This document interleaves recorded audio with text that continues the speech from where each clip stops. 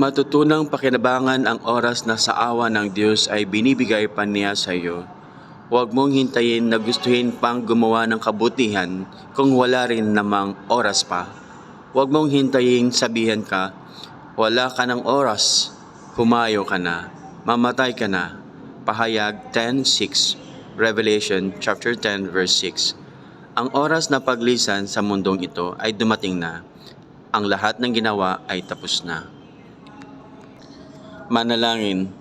Masdan mo po ako, O Diyos. Ako po ang puno na dapat nang putulin. Opo, sa maraming taon na ako'y nasa mundo, wala akong bunga kundi dawag at tinik ng kasalanan.